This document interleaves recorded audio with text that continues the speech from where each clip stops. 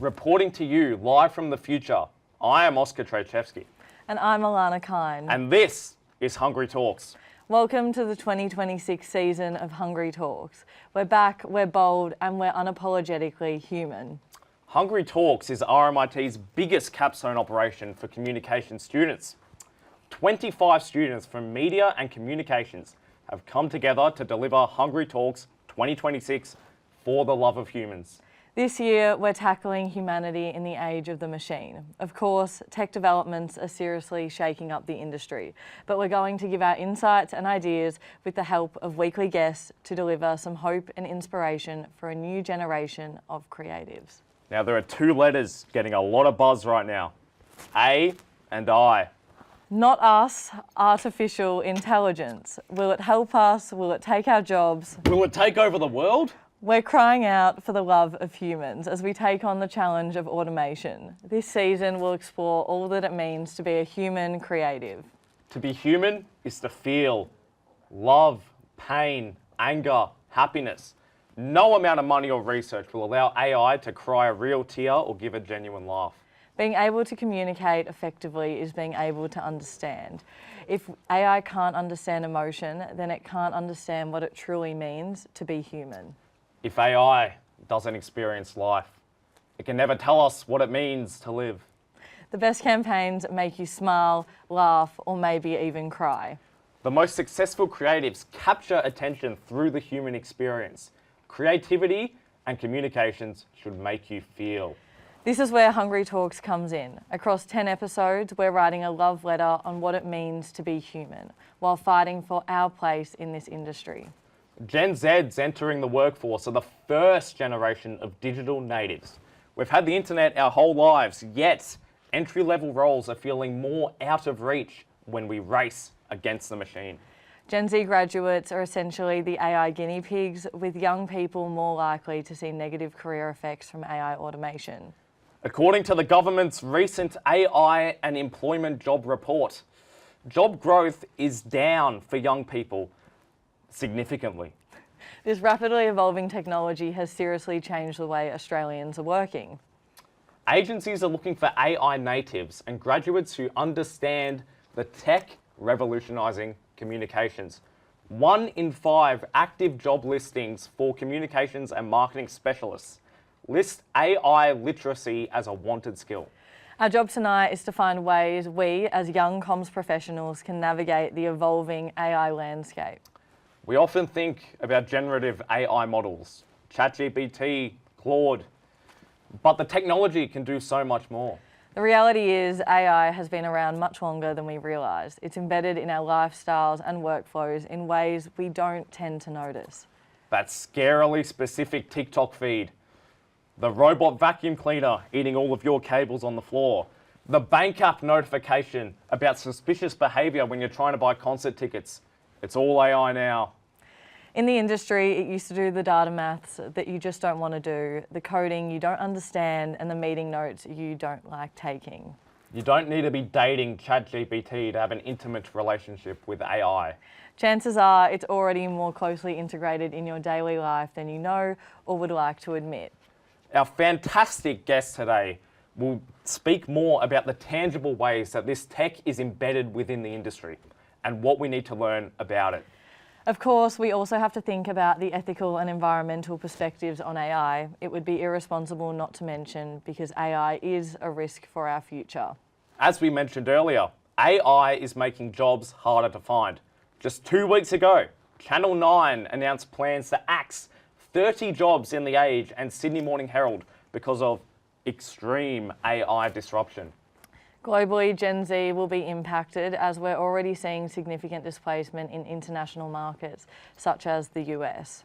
Companies aren't necessarily turning to AI because it's better, but because it's cheaper. Impacting not just communications professionals, but humans across the board. AI models train with all sorts of material, and that repurposed work is not always credited or compensated. Think about the recent scandal regarding AI and the Australian music industry. Creatives look out for each other, and stolen IP is something we don't want to see. Another big one, the environment. Only 40% of Aussie data centres operate with renewables, despite Australia being the perfect place for renewable energy. Development of Australia's AI framework, which will regulate some of these things, will be an important one for us to keep an eye on, especially as we build our digital literacy. So we think if man can make the machine, then man can make the machine to help us. The machine is only as smart and as helpful as we make it. We maintain that the best ideas have and will continue to come from humans. AI is only as good as the ideas that we give it. When there are problems with AI, human solutions are typically the answer. The human experience is what separates us from the machine and gives us the power of ideas and creativity. Our human insight will always set us apart. It's time to wrangle the machine with the power of humanity. Let's bring in our co-host Lucia Soriano and our guests to kick off Hungry Talks 2026. Wait 1 second, Alana. Before we do that, we should take a moment to thank the screen and media students presenting Hungry Talks. We should, Oscar. We actually couldn't have done this without them. And this first episode is extra hard. We're filming it here live. We're a small but mighty team and we need a couple of minutes to relocate and settle in with our guests. While we do that, we thought we'd show you an ad. A Thinkerbell ad. An AI Thinkerbell ad. I didn't even know they made those. All the work was done in-house. They've got their own AI production studio. Take it away, production team. When we're back, Oscar and Lucia will be coming to you live from the couch.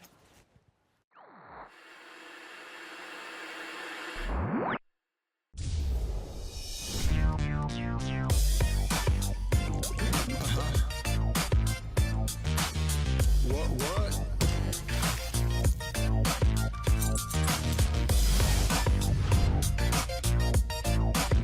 MC Bin Chicken.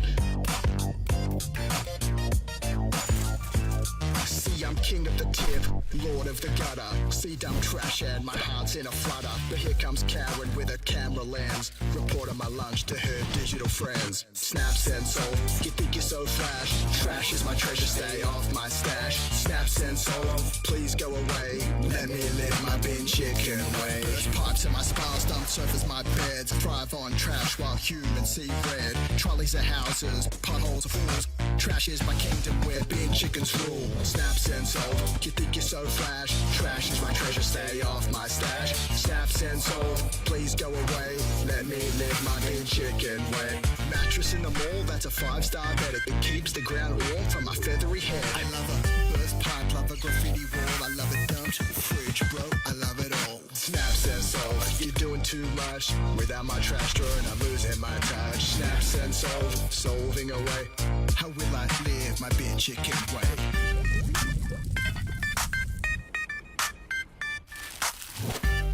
Snaps and sold.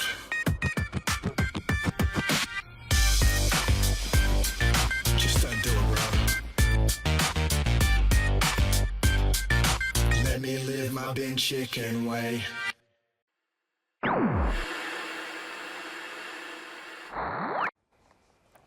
Can the machine help us?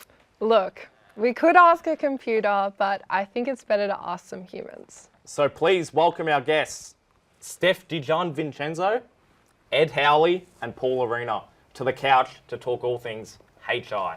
Human intelligence.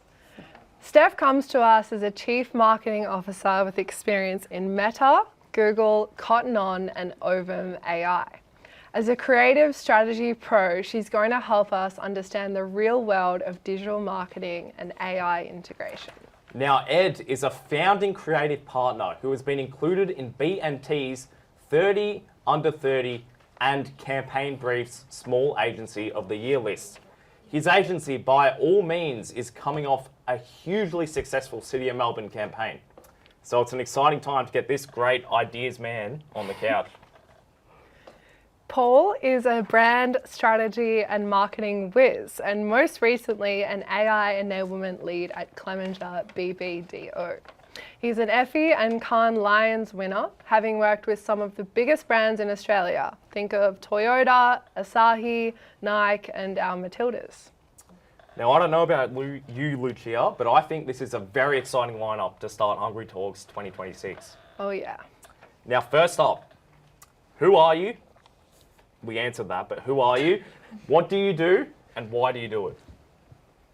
Shall I go first? Yeah. Okay, well, I am Stef DiGianvincenzo, the girl with a mouthful name. If I had to sum up my job, it's basically creative and strategy mixed into one. And I try and find solutions that help businesses to find growth, no matter what that growth might mean for them. Okay. Using AI? Sometimes using AI. Yeah. And I'm Ed Howley, co-founder and co-creative partner at Barmeans. So I sort of lead the creative product of the agency. I think I got into advertising because I liked using creativity to solve problems, whatever they might be. So that's sort of what I do every day. Great. Paul Arena, AI enablement lead at Clemenger BBDO, and if that sounds like a made-up job title, it's because it just was. It's not only a new job title for the advertising industry, it's sort of a new job title for the world. And my sort of take on it at the moment is it should really be a human enablement lead, not an AI enablement lead, because most of my job is spent actually helping humans make the most of the tools that they've been given. Awesome. Well, how are you and your companies using AI? I guess we'll go through a little bit. Yeah. I guess I use AI in the same way that a lot of you all use AI, and that's probably been most heavily influenced in recent years by generative AI. So I use it to kind of expedite my workflows, do the jobs I hate, like versioning and decking. But probably the way that I work with AI the most is in the algorithmic AI. So we talked earlier, you mentioned earlier in the intro, TikTok's content feed, that's driven by AI. And a lot of what I do is helping businesses understand how to build creative that leverages that algorithm for better results in their campaigns. So that's probably the two ways that I use it most. Yeah, similar. I think, in the creative department of our agency, AI is used for, more menial tasks, but also, it helps us work faster. So it helps us sort of prototype ideas. It helps us with research. It helps us sort of expanding ideas that we come up with. But yeah, the theme of today is really that, AI can't replace a human idea, and that's still very much true. But the challenge, I suppose, is, that we're using AI to take away tasks that young people, probably used to do. So therein lies the challenge to, solve, hopefully. You just answered a follow-up question, by the way. Jumped ahead. I think the way that a lot of people at Clemenger are using AI at the moment is, there's a million different ways. It's the same as sort of asking how are people using a computer, and everyone's approaching it completely differently. If you talk to someone in the design or craft team, the way that they look at AI and what they get from it, and the things that frustrate them are completely different to a business manager or a strategist or a CEO, for example. But I think there are some fundamental use cases that kind of run across the board, which is clarity. I think AI is just such a good distiller of information. And we're not getting any less information. Clients are sending the whole kit and caboodle, that all the research, all the data, all the customer data, like every trend report, every sort of research study that they get is coming our way now, and no human could sift through it all and connect the dots, find the patterns. So yeah, being able to distill, just distillation is ultimately what a creative agency does. It takes all this stuff and turns it into an ad or a headline or 2 words, title of a product. So yeah, that distillation and clarity. And I think the other big thing is context. humans don't have great memories. We have biases. We tend to favour one thing or another, or our context is made up of our own individual experiences. But AI is great at ignoring all that and just giving you the full picture of everything that kind of came before, which can be incredibly useful. Yes. Moving on, despite being digital natives, a lot of us Gen Z are very skeptical about AI, especially with some of its environmental and copyright issues. So how do you guys find a balance between these criticisms and the way you use AI? Go ahead. I can feel like that was a little bit aimed at me. Yeah, I think it's a tough one. And those are two very different areas of problematic areas of AI, right? Like the copyright thing, I mean, it's indefensible that, a company could steal people's, original thoughts and ideas, not pay them a cent, and then, offer it up in some amalgamation. I don't think it's just Gen Z that has this. No, absolutely not. Yeah, definitely not in the craft department at the agency. But yeah, I mean, I think there needs to be more transparency across the board with AI, both in terms of how it's sourcing and training its models, but also the energy that it's using and the water that it's using. There's no transparency right now. Yeah, so totally. we know that it uses a heap of energy to run a data center. We don't know how much energy a prompt or a generation of an image or a video is using. So it's hard for consumers to actually kind of decide, I'm going to use this model because it does a better job, or I'm going to use it this, an organization is going to use it a certain way. I think with the introduction of tokens, and tokens aren't going to get cheaper, they're going to get more and more expensive as we go on. I think the phase that we're in with AI right now is like the early Uber phase, right? Where everything was cheap and you got free water and chewing gum every time you took a ride.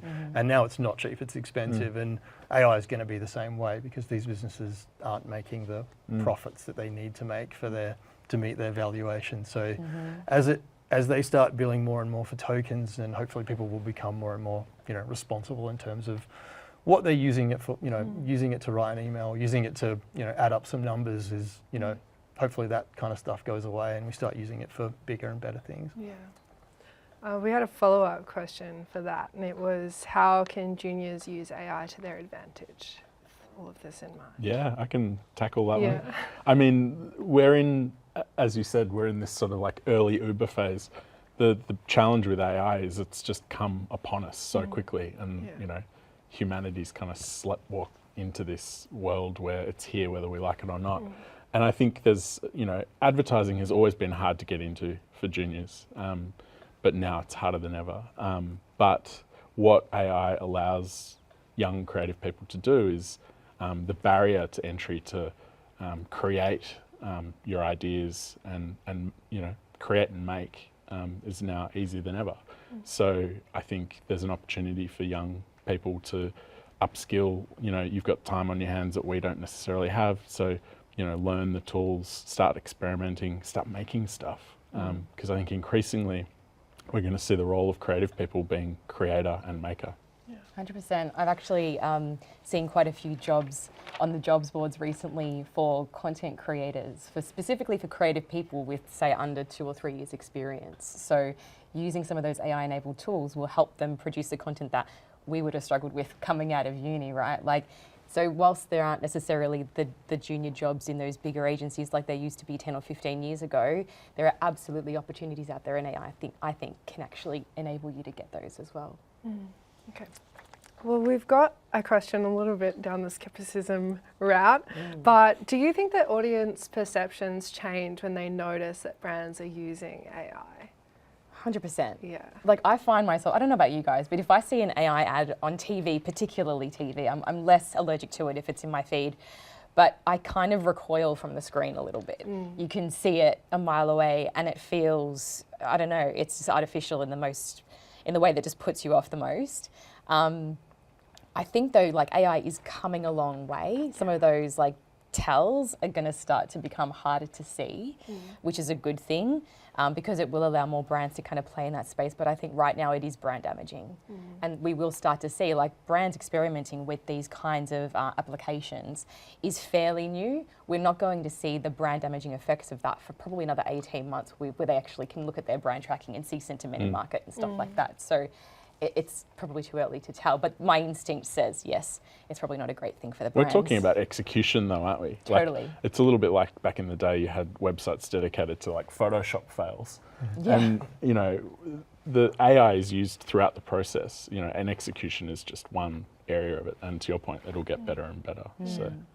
But I definitely think there's a downside to noticeably using AI, humans and, you know, AI generated product images. I think it's almost like the reverse Super Bowl effect. Like the Super Bowl effect is that just by simply being a brand that advertises during the Super Bowl, you are seen as being of high quality, of worth. Yep. And I think the inverse happens when you are seen to use AI generated images and that it looks cheap and nasty and you're a brand that cuts corners. Yep. And then that's going to reflect on, you know, how people, you know, perceive the experience of your products and services to be. It's very interesting. I've got a good question here. What is the smartest way that you guys have seen AI use? Like ever? Ever. Ever. Oh my Yeah. God. How badly do you want to date this episode?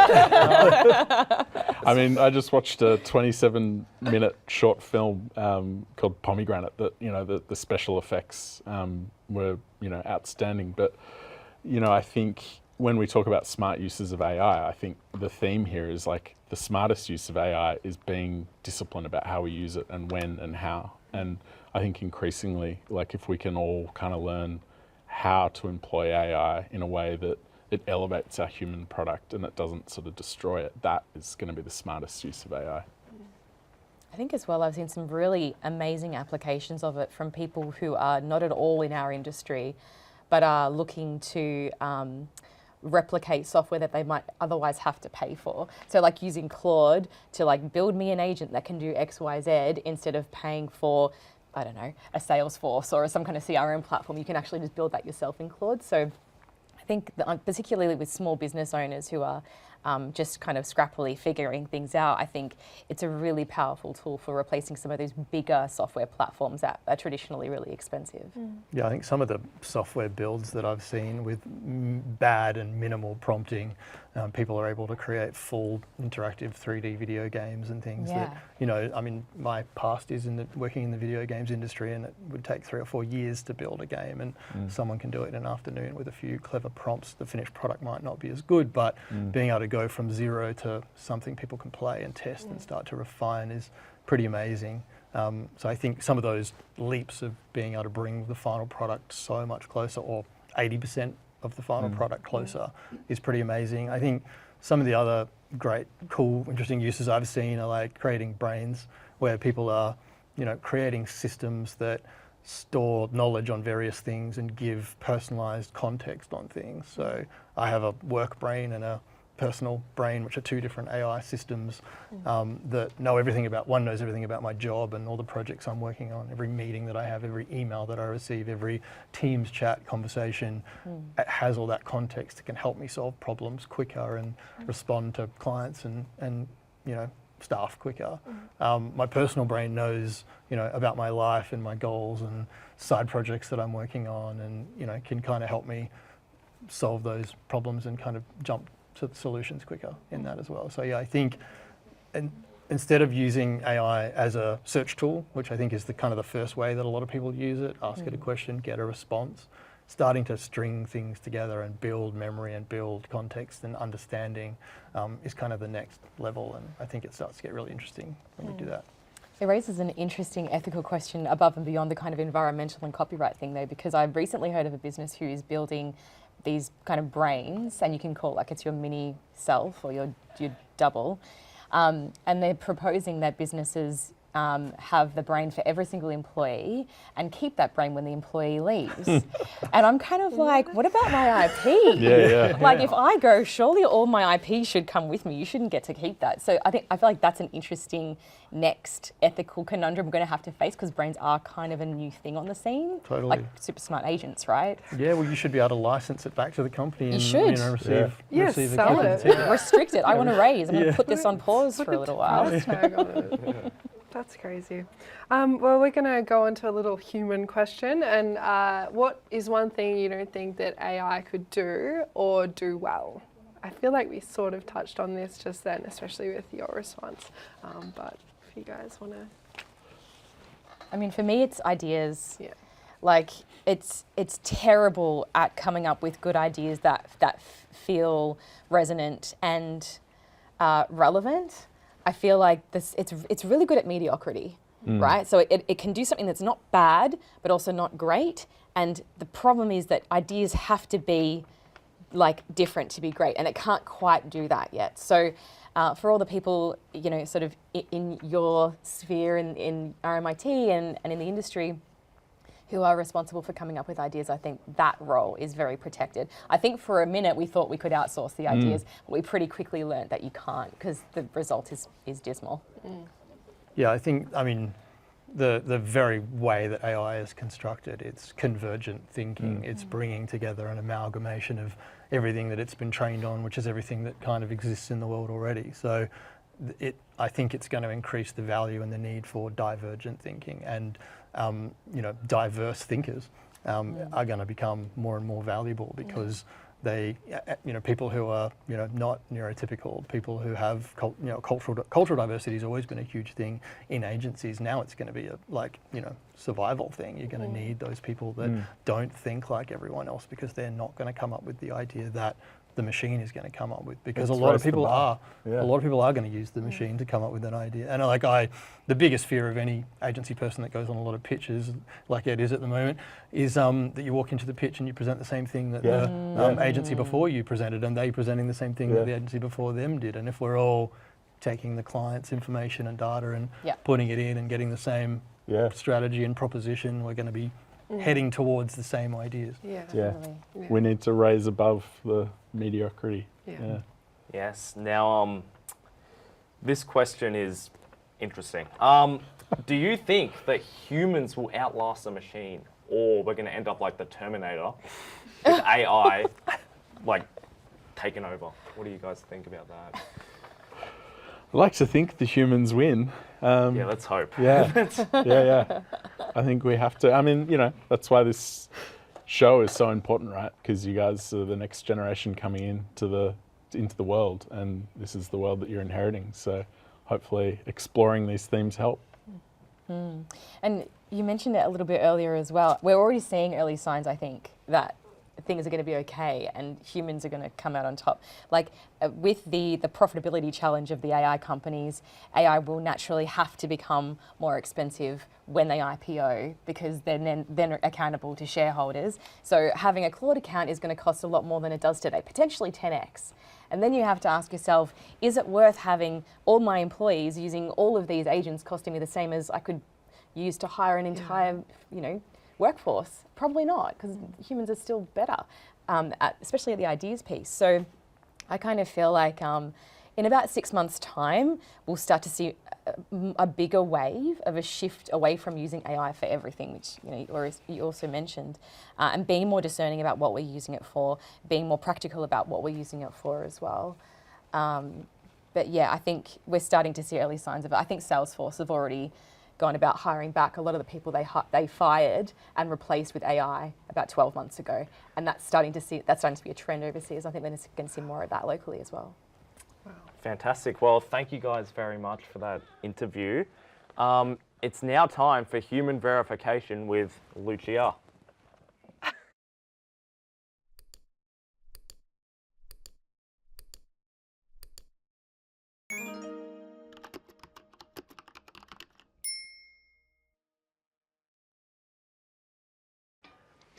I'm Lucia Soriano, and this year on Hungry Talks, I'm running a new segment all about human ability. It's a couple of serious insights and a few silly ones from our guests and team. Stef, Ed and Paul, let's check how high-level tech is working. Mark your whiteboards if you're human. She nearly didn't do it. All right. Well, There I well, anyway, here's what's about to happen. I've got 3 rapid-fire questions that I'm going to ask you, and I want you to give your best uniquely human ideas in response.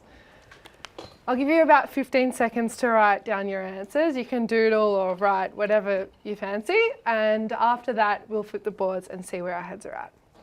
Naturally, this week is all about AI, the ins, outs, icks, and wins of the tech obsession in the creative industry. While you come up with your answers, we're going to put some AI slot pads on the screen for everyone to have a look at, and we think it'll really make your humanness pop. So, how this is going to work, we have 3 challenges to prove your human intelligence. For the first challenge, pick an ad, any ad that hit you in the heart, infested your mind. Your time starts now. In the meantime, here's an ad for hand warmers. From morning routines to weekend sidelines, when the temperature drops, bring the heat with Hot Hands, America's favorite warmer. Fast-acting, long-lasting warmth. Trusted coast to coast. Hot Hands, available everywhere you shop. All right, show us your boards. I got nothing. I froze. Live TV fail. I got Cadbury Gorilla playing the drums. Oh, that's a good I one. think, Oh my God. yeah, it's the type of ad that an AI could never come up with because it's purely about a feeling, and there's no words, there's no real kind of clear idea to it. It's just a dramatization of a feeling. That's a good one. What have you got? Oh, it's probably from the same year. Like that's how Yeah, that's what how year far was back I that? had to go. 2011. A while ago. Older, yeah. Mine was a print ad for a diamond ring company, and the headline was "Your left hand rocks the cradle, your right hand rules the world." And I don't know why that's always stuck with me. It's probably like I'm showing my age here, but that's the last one that I could think of that actually had an emotional impact on me. I cheated. I had extra time, but I also, from the same era, the Sony Bravia balls. I think. Oh yeah, that was good. That's what my drawing is. They're bouncing. All right, second challenge. This is a funny one. How do you smell AI content? Your time starts now. And in the meantime, an ad for bras.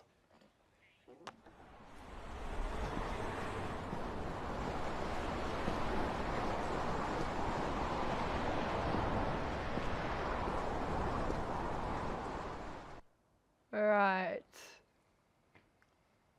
Flip the boards. What have you got? Mine's just a hand with missing a finger. Oh yeah. I mean, it's the old way, but I mean, to me, it's symbolic of just something not quite right, some sort of uncanny valley about it, human with dead eyes, or animal with an extra ear, or where did that tail come from? I think it's starting to improve. That a lot of that's going away now, but I think if you're trained in terms of what it looks like, you can still spot it. Yeah. Similarly, my first word is smooth, and that's talking about imagery. I often find AI generated imagery, there's like a smoothness to the facial features and the skin, and then from a copy perspective, the copy's always quite sort of generic and nothing and not really saying anything. Mine's on the copy side, and it's sentences or paragraphs, I should say, that start with "I see it all the time."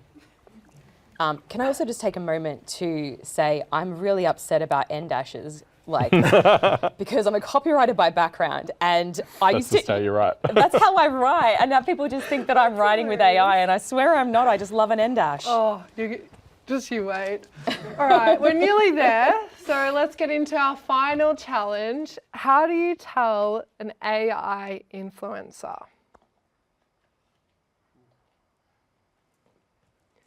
In the meantime, we've saved the worst for last. Here's an ad for dogs. Wuffy, available in brown or white, the revolutionary handmade AI companion that brings authentic puppy love into your home in 5 incredible ways. Yikes. All right, your time's up. Flip the boards. You can't. Oh. Really? I've seen quality people be generated and voice, and to the point where I just wouldn't be able to tell anymore whether they were real or not. It's gotten so good. Yeah. Terrifying. I just, it sort of stumped me. I just always check the follow account, and then also the spiel that they're giving, often if it's too good or too sort of positive, it's too good to be true. I feel like a lot of the ones that I can tell are AI generated. They look a little bit not human, not in a bad AI way, but just that they have a feature about them that can't really be possible. Like bigger eyes or bigger eyes. Yeah. Wow. Thank you very much, Stef, Ed, and Paul. I think you just passed the test. Just. Before Oscar and Alana take us back to the future forecast, we've got another logistics ad break. So enjoy this campaign from McCann, which was entirely made with human ability.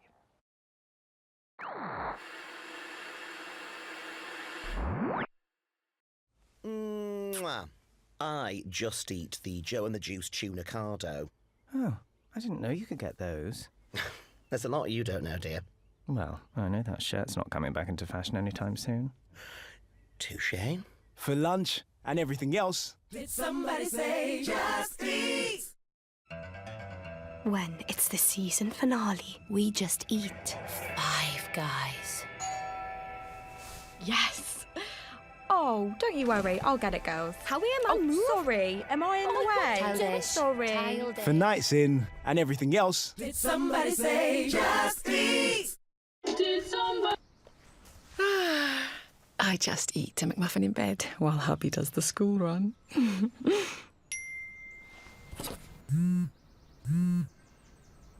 Oh, bums. For breakfast and everything else. Did somebody say just eat?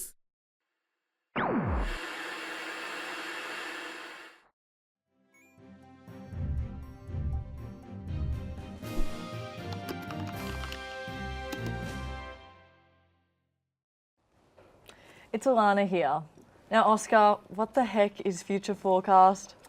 That is a fantastic question. Heck, we couldn't make Hungry Talks without 12 other dedicated communication students. There are a lot of people behind, but mostly in front of and to the side of Alana, Lucia, and myself. And they've all got brilliant ideas for their careers and the future of communications. Each week, we'll have one of our own team members answer a question given by guests or social media followers. For episode 1, we're turning to our writer and social producer, Chloe, to get her thoughts on industry AI. Hi, Chloe. Hi, Oscar. Chloe, Steph wants to ask you, how are you currently using AI in your creative workflows? Steph, you need to be careful not to get me into trouble because we're typically not allowed to use AI in our uni work. I'm inclined to say I don't use AI in my creative workflows, but the reality is I do, just not in ways that I think about. It's definitely still there. RMIT is dipping its toes into AI waters, so sometimes we have assignments where we're required to use it. As a writer, one that I found valuable was a writing task where we had to generate content with AI. We needed to prompt a generative model to come up with an engaging draft for a cafe review. Then the idea was to look at AI's strengths and weaknesses. I was quick to point out errors and the cheap AI indicators, misinformation or slop, and giveaways like short sentences, excessively emotive language, and of course the M-dash. I share this with Steph. I love an M-dash in my human writing. I also pointed out some further implications though of generative AI like built-in social biases and IP violations. But then I went on to write my own review and I found myself saying similar things to AI. Obviously, ChatGPT had never been to the cafe, it didn't know the temperature of the drinks or that the staff always know my name, but it did build an understanding of user behavior. AI can't go to the cafe, but it can read a lot of Google reviews very quickly and build a general idea of what to expect, rooted in empirical qualitative data. The exercise ended up being a great demonstration, not for writing, but for audience analysis. Outside of being a writer and a student, my primary job is as a social media consultant. I create and execute social media strategy for small businesses, mostly pubs. In this job, AI is rarely about content generation, but about data and analytics. I work a lot with Meta. Their algorithm is AI-driven, so is their paid advertising model. When I consider the Instagram algorithm, I know I need to cater to non-followers if I want a video to do really well, get a hook that stops the scroll, grabs users quickly, and converts to a call to action.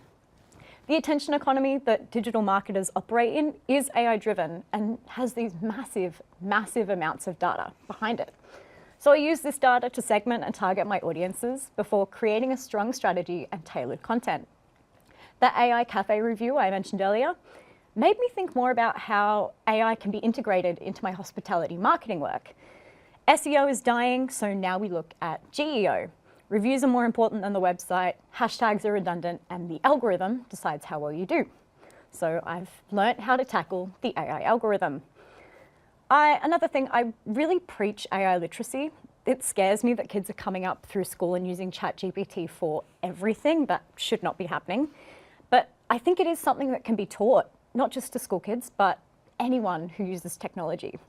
We build our understanding of what AI is, what it can and should be used for, and why we should use it. We should also figure out when not to use it, what its shortcomings are, what its ethical and environmental impacts are. Building a sustainable AI infrastructure is very important to me because it is a valuable tool that we get to use, hopefully for a while. So, too long, didn't read. How do I use AI in my creative workflows? I don't use it to generate ideas or content because that's the part I love doing myself. I feel like it's my purpose in life to tell stories and create connections. I use my human insight for that.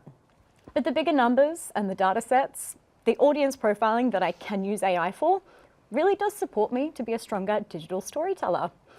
Thanks again to Stef for the question and Ed and Paul for your insights earlier. I'm really excited to integrate some of those into my own work.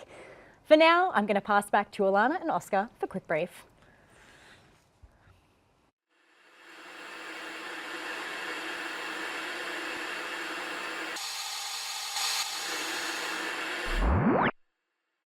Advertising students, it's time for your first quick brief. Every year we run quick briefs, which gives students in the advertising major an opportunity to develop creative solutions to briefs and develop their portfolio. This week we're keeping with the AI theme with a challenge from the Disrupt AI Film Festival. This isn't any AI film festival, it's Australia's first generative AI film festival run by the TBWA. It positions itself as a national platform for filmmakers, artists, technologists and students to tell stories with the help of Gen AI tools. Now here, technology is your co-creator for your ideas. This year's theme is humans and their tools. This week's quick brief challenges you to scamp ideas for submission that meets the festival brief. While the festival is bigger than our usual quick brief, you don't actually need to produce a film for it. Instead, just create a concept for a film that explores the theme. So scamp ideas or create a storyboard for a project that could be created using only Gen AI tools. For the visuals, the audio, effects, animation, or anything else. Remember that the theme is humans and their tools. Oscar, I'm skeptical of all of this. Haven't we spent the whole episode talking about how human creativity is stronger than AI's insights? Well, we have, but the brief is still about human creativity and insight because you're coming up with the idea. The stronger your input to the AI, the more original and tailored the final product is. Besides, the idea isn't to use Gen AI in the task. You're plotting a cool way to use it for the AI Film Festival. Okay, I see. So hypothetically, if I asked AI to respond to the brief, it probably wouldn't give me the winning idea? Well, you can try. Well, I actually just did. So here's ChatGPT's response to the brief.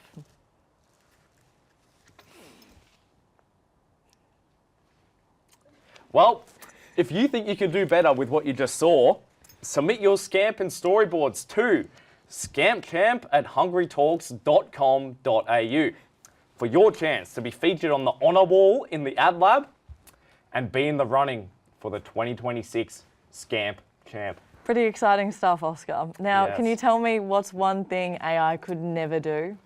Well, there's a lot that AI can't do, but there's no way in a million years that AI could have written Kath and Kim, The Castle, the legendary Fat Pizza, or Chopper.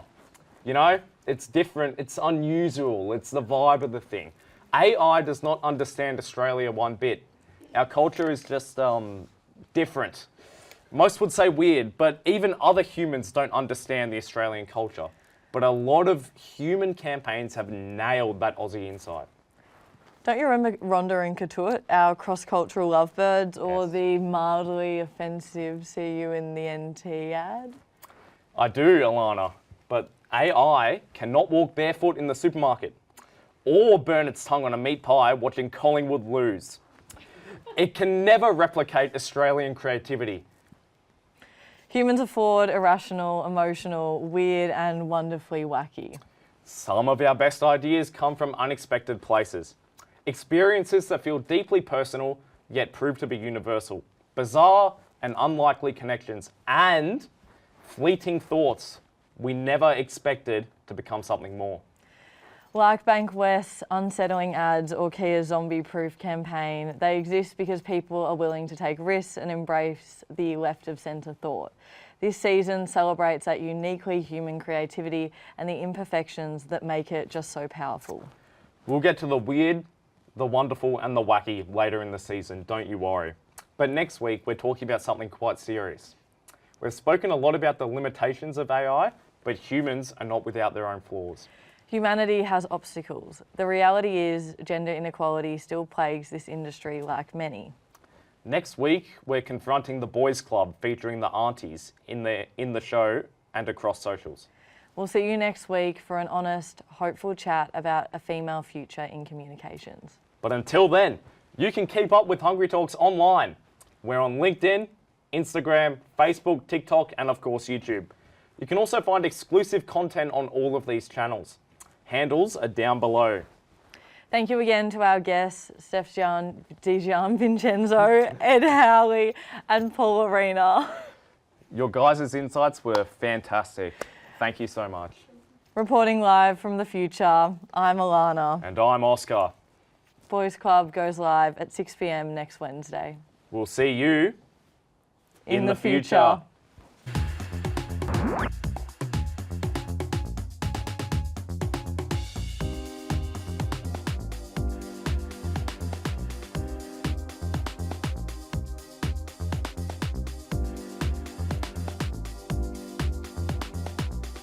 Hungry talks.